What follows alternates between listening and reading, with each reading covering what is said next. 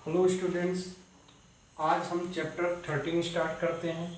Chapter का नाम है प्रकाश परावर्तन एवं अपवर्तन गोलीय सतह से। ठीक, light reflection and refraction at spherical surface. सबसे पहले पॉइंट क्या पढ़ेंगे हम लोग? गोली दर्पण, स्फेरिकल मिरर। गोली दर्पण होता क्या है? तो सबसे पहले इसमें ये याद रखिएगा कि इसमें कांच का एक खोखला गोला लिया जाता है। ये पूरा कांच का एक क्या है? खोखला गोला है। इस कांच के खोखले गोले को क्या कर देना है? काट देना है। किसी भी भाग को क्या कर देना है? काट। यहाँ से देखिए हम लोग क्या कर दिए हैं, खोखले गोले को क्या कर दिए हैं? काट दिए हैं। ठीक, यहाँ भी कटा हुआ है और यहाँ भी क्या है? कटा हुआ है। जब खोखले गोले को हम काट देते हैं तो उसमें दो पृष्ठ तैयार होते हैं, दो पृष्ठ बनता है। एक बनता है आंतरिक पृष्ठ। इस वाले गोले में देखिए ये अंदर वाला पृष्ठ है और या इस वाले गोले में यहाँ अंदर वाला पृष्ठ है, आंतरिक पृष्ठ है। और इधर वाला भाग और इधर वाला भाग क्या है? हमारा बाह्य पृष्ठ है। माने दो पृष्ठ तैयार होते हैं। दो पृष्ठ में से किसी एक पृष्ठ में क्या कर दिया जाता है? पॉलिश कर दिया जाता है। इस वाले पृष्ठ में देखिए आंतरिक भाग में पॉलिश किया गया है, बाह्य भाग में पॉलिश नहीं किया गया है। इसमें बाह्य भाग में पॉलिश किया गया है तो आंतरिक पृष्ठ में पॉलिश नहीं किया गया है। तो जिस भाग में पॉलिश नहीं किया जाता है वहां से प्रकाश का क्या होता है? परावर्तन होता है। इसलिए उस पृष्ठ को क्या बोला जाता है? परावर्तक पृष्ठ कहते हैं। यहाँ आंतरिक पृष्ठ में क्या किया गया? पॉलिश नहीं किया गया है, इसलिए यहाँ आंतरिक पृष्ठ से प्रकाश का परावर्तन होगा, इसलिए इस पृष्ठ को क्या बोला गया है? परावर्तक पृष्ठ। तो इसको क्या बोला जाता है? गोली दर्पण। तो गोली दर्पण क्या है? यदि कांच के खोखले गोले के किसी भाग को काटकर उसके एक पृष्ठ, चाहे वो आंतरिक पृष्ठ हो या बाह्य पृष्ठ हो, उस पर कलई कर देते हैं, माने पॉलिश कर दिया जाता है, तो दूसरा जो पृष्ठ बचता है उससे प्रकाश का क्या हो जाता है? परावर्तन होने लगता है। अब चूंकि हमारा ये पृष्ठ कैसा रहता है? परावर्ती पृष्ठ कैसा होता है? गोली होता है, इसलिए इसको क्या बोला जाता है? गोली दर्पण कहते हैं। इस स्फेरिकल क्या बोला जाता है? मिरर कहते हैं। ठीक, गोली दर्पण कितने प्रकार के होते हैं? दो प्रकार के होते हैं, अवतल दर्पण और उत्तल दर्पण। अवतल दर्पण को क्या बोला जाता है? Concave mirror. और उत्तल दर्पण को क्या बोला जाता है? कॉन्वेक्स मिरर कहते हैं। अवतल दर्पण क्या होता है? तो अवतल दर्पण जो होता है ये गोली दर्पण, ये जो हमारा क्या है? गोली दर्पण है। ठीक, तो यहाँ देखिए फिगर में ये हम लोग गोली दर्पण बनाए हैं। और गोली दर्पण में जहाँ पर धसा हुआ भाग देखिए, परावर्ती पृष्ठ जहाँ क्या होता है? धसा हुआ होता है, जहाँ से प्रकाश का परावर्तन होना होता है वो वाला भाग यदि क्या है? धसा हुआ है, दबा हुआ है तो वो क्या कहलाता है? हमारा अवतल दर्पण। उसके उभरा हुआ पृष्ठ में क्या होता है? अपारदर्शी होता है, माने वहां क्या कर दिया जाता है? पॉलिश, कलई कर दिया जाता है। तो इस गोली दर्पण का परावर्ती पृष्ठ क्या होता है? दबा हुआ होता है। माने अवतल दर्पण में जो परावर्तक पृष्ठ होता है वो क्या होता है? दबा हुआ होता है, क्योंकि वहां से प्रकाश का क्या होता है? परावर्तन होता है। और उभरा हुआ में क्या होता है? पॉलिश किया हुआ होता है, इसलिए वो अपारदर्शी होता है। उत्तल दर्पण भी क्या होता है? गोली दर्पण कहीं के होता है, लेकिन दो गोली दर्पण का जो परावर्ती पृष्ठ होता है इसमें देखिए परावर्ती पृष्ठ जो है उभरा हुआ है, जहां से प्रकाश का क्या होता है? परावर्तन होता है। यहाँ परावर्ती पृष्ठ हमारा क्या है? उभरा हुआ है, लेकिन दबा हुआ भाग अपारदर्शी है, क्योंकि वहां क्या कर दिया गया है?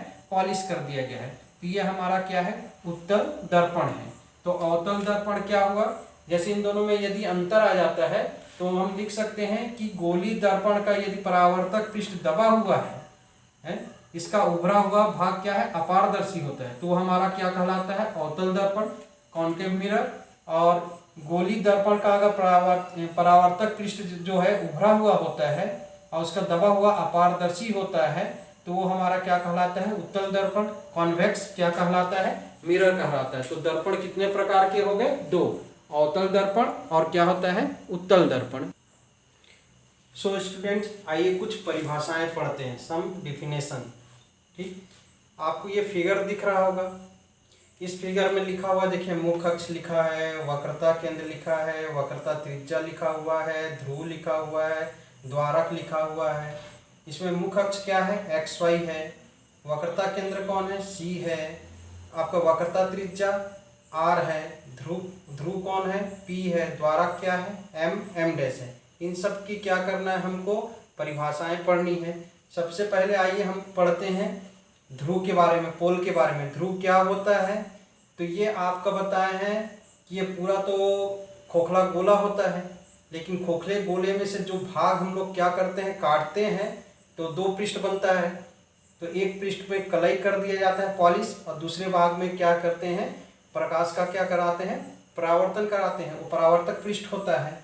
तो हमारा क्या होता है कि ये जो हमारा गोली दर्पण होता है, ये हमारा क्या है, जो गोली दर्पण है, और उस गोली दर्पण का जो परावर्ती पृष्ठ होता है, परावर्ती पृष्ठ चाहे परावर्तक पृष्ठ, तो इस गोली दर्पण में देखिए बाहर वाले भाग में पॉलिश किया हुआ है, तो परावर्ती पृष्ठ कहाँ हो गया, अंदर वाला भाग। इस फिगर में देखिए पॉलिश अंदर किया हुआ है, तो परावर्ती पृष्ठ कहाँ हो गया, हमारा बाहर वाला भाग।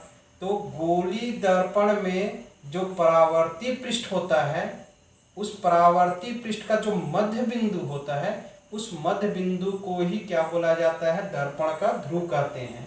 अब चूंकि इसको पोल कहते हैं, इसलिए इसको क्या से प्रदर्शित किया गया है, पी से।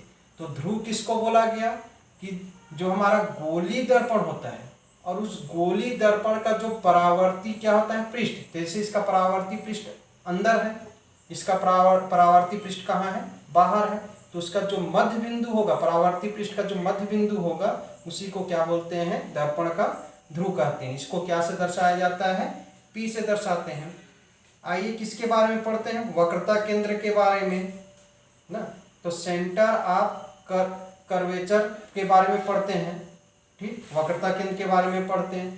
तो ये भी देखिए क्या होता है कि जैसे ये हमारा गोली दर्पण है, लेकिन ये गोली दर्पण किसका भाग होता है, तो इस गोले का भाग होता है। ये जो खोखला गोला होता है उसका ये भाग होता है। ये जो गोली दर्पण है, इस खोखले गोले का क्या है, भाग है। अब चूंकि ये खोखला गोला है, तो उसका मध्य बिंदु तो होगा ही, उसका केंद्र होगा ही। तो उस खोखले गोले का जो केंद्र होगा, जो मध्य बिंदु होगा, उसी को क्या बोला जाता है, गोली दर्पण का क्या बोला जाता है, वक्रता केंद्र कहते हैं, जिसको क्या से दर्शाया जाता है, सी से। तो वक्रता केंद्र किसको कहा गया है कि जो ये गोली दर्पण है, और ये गोली दर्पण क्या है, किसी गोले का क्या होता है, भाग होता है, और उस गोले का जो मध्य बिंदु होता है, जिसको केंद्र कहते हैं, उस गोले का क्या बोला जाता है, केंद्र कहते हैं। उस केंद्र को ही गोली दर्पण का क्या बोला जाता है, वक्रता केंद्र कहते हैं। और वक्रता केंद्र को क्या से दर्शाया जाता है, सी से।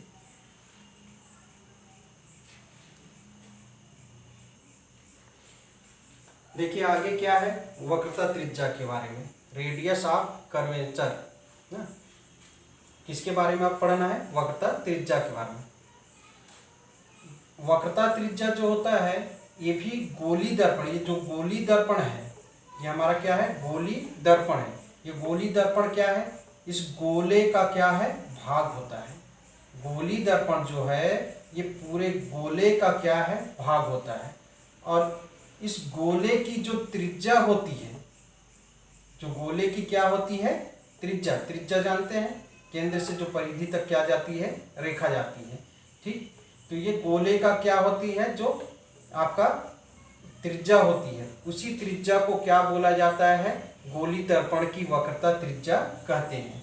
तो वक्रता त्रिज्या किसको बोला गया है कि ये जो गोली दर्पण है, ये हमारा क्या है, गोली दर्पण है, और ये गोली दर्पण किसी गोले का क्या होती है, भाग होती है।